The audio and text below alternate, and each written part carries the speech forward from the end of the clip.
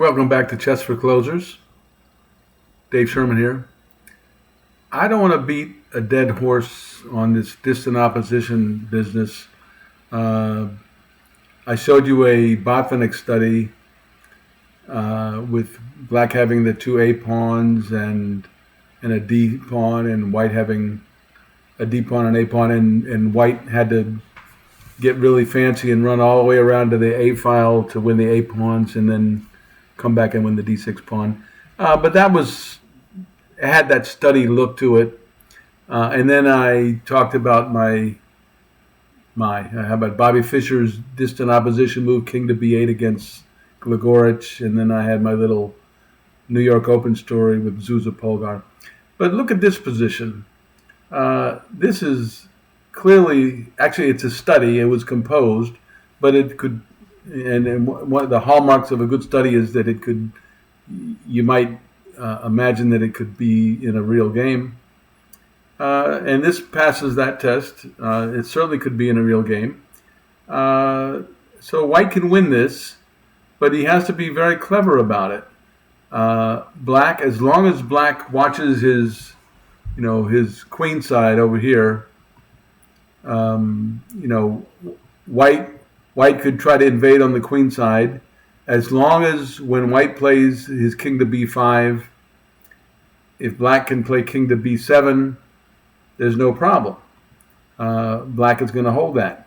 Now, and we'll see this in some of the variations, if black gets his king to c7, and white can play king to a5, then followed up king to b7 and then king to b5, well then white wins because he outflanks black and he wins the d pawn. So black has to watch out for a queenside invasion. And the other thing he has to watch out for is, if white's king was on d4, if black's king is on the f file, for instance, white can play c5, and when the exchange happens, white's king will get to c6 and he'll win that king and pawn versus king position. But other than that, all black has to do to draw is to keep white from invading up the f file. And so here the corresponding squares, if white gets to f5 and black can play king to f7, white goes nowhere. If white plays king to g5, as long as black can play king to g7, white's going nowhere. Anyway, so it's going to take, and yet white can win this game. And so let's just have a look at it. The one thing, this is in Dvoretsky's little mini manual about what's really important, as opposed to the big book. The first thing he points out is that if white were to be really clever and play king to e8, taking the distant opposition, they technically call it the very distant opposition. I made that up. But if white takes this distant opposition, black can hold by this move. And you don't really have to, I've gone over this a few times, you don't really have to know why king e8 is much different than others. The main point is that if white makes a beeline for b4, black has to be ready to come over and defend that. So when white's king gets to b4, black's king has to be on c7. That wouldn't do it either, because as we said, if black plays king to c7 and white's king is already on b4, you play king a5 and takes the opposition. At any rate, black has to watch both sides of the board. That's the point. So here's the starting position. Now it's significant that white's king is on the f file and black's is on the e file, and so white should take advantage of it. He outflanks black, or he starts to outflank black, and now black can play king f6, and it's very logical. And again, now if white plays king f3, black takes the opposition, and white can run over to the left, but black is close enough to be able to run over to the left also and hold. And so, but in order to win, white should play king f2, taking the opposition. Now, if king e5, well, let's look at this. King e5 looks like, well, now black's trying to win or something. That's not going to happen. King e3, and now black has to play here. And now white can make a beeline for the queen side. And black is a little too late. Now, of course, c5 is a mistake here, because then you got your king and pawn side by side, and black's king is in front. But white can play here.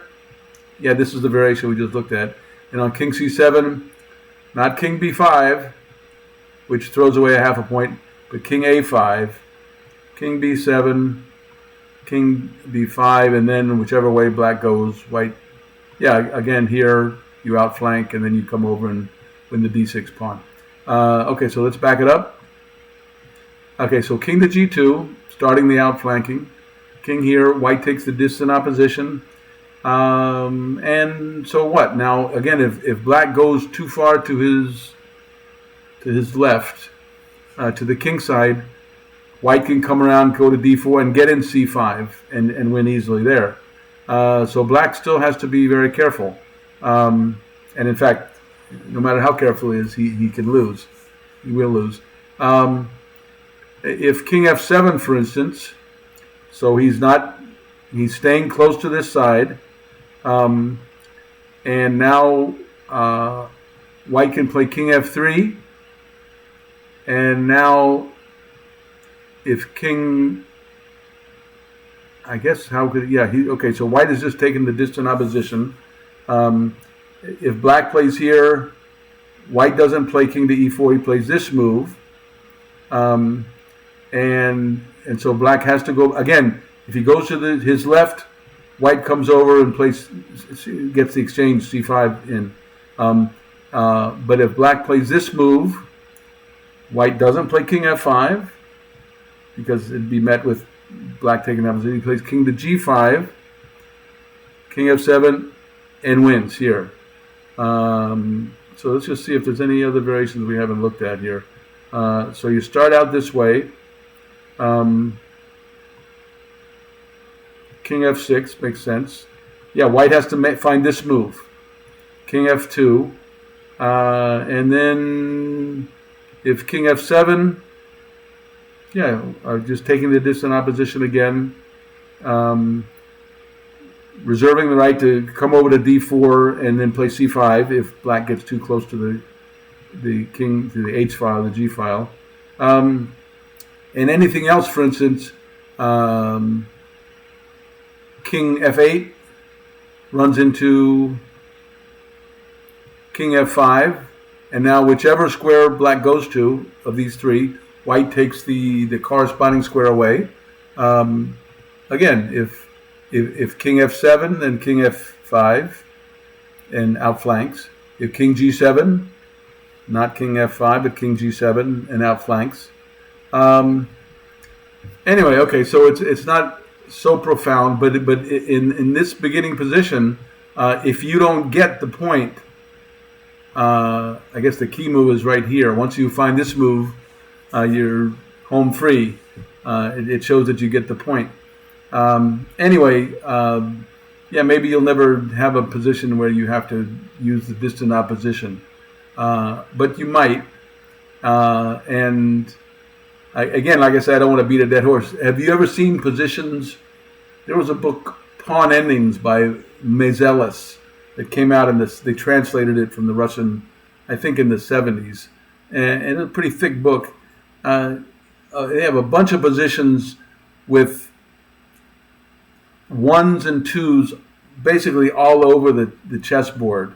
I remember one position where white's king was on a1 and black's was on h8, and there were sort of two avenues that white could enter black's side of the position and win, and black's responsibility was to keep him out of either side. But this distant opposition can be taken so far. I remember the first two moves were king from a1 to b1, and then king from b1 to a2 or something ridiculous. And in the meantime, on the other side of the board, black was doing his little dance. And if he didn't mirror white's moves perfectly. White just came in and took everything. Those are just sort of fun to look at, and you'll never run into it in a million years. But this position looks like it could happen, and if you just sort of make a beeline for the center, black doesn't have to be a master of pawn endings to know, yeah, he's got those coordinate squares, f5 and f7, and g5 and g7, and he will draw easily. And the other thing is, no one, unless someone's interested in going back and studying, you never know that, yeah, you could have won if you just taken the distant opposition, after king d2, king f6. But if you just, play king g3 or king f3 and then want to know why, well, you never wonder. You say, yeah, I guess it was just a draw. But it wasn't a draw. It should have been a win for white. Anyway, so that's there was another position I thought was really interesting. Let me look at this. I'm going to clear the board, and now let's put a black pawn on f7 and a black king on h5. White's actually a pawn up in this, and yet he has to work hard to draw. Yeah, look at this position. White to move and not lose. He can't defend his pawns. Black is going to come in and take them all, and he has enough space between the kings such that he'll make sure that he has the opposition. And so any king and f pawn against king will be winning for him. And yet white can draw this position. And I know you know this standard king and pawn versus king stuff. So, for instance, if king to g2, let's get rid of that arrow. If king to g2, just king to g4, take, and again, black will always be able to win. If he doesn't have the opposition, he'll get it back by playing f6 at an appropriate moment. So that all those endings are going to be won. White, in fact, plays g6. Black takes with the pawn, of course, and now white plays f5. That's a hard move to find. I guess if you find the first move, you know the idea. f5, and then, of course, black has to take. And now what do you know? Oh, yeah, here's the same position. Do you play king to g2? You don't, because of king to g4 and wins. You play Bobby Fischer's move, right? King to g1. And now, depending on what black's king does, if he plays king to g4, you play king up to g2. If he plays here, yeah, okay, that's the toughest move. Suppose black plays this move. What do? This is basically the same position that Fischer had against Gligorich, but with colors reversed and on the other side of the board. Yeah, what does white do here? There's a bunch of losing moves and one drawing move. Remember, the key is this. When black plays king to g4, white has to be able to play to g2. When black plays a king f4, white has to play to f2. Well, so you have to have those two squares in waiting. The only square to go to is king f1. And now you're sitting pretty.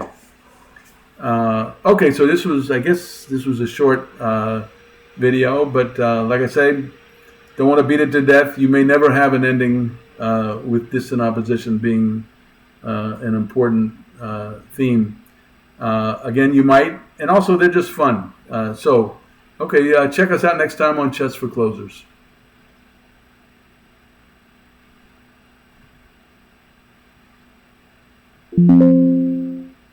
Okay, so stop recording.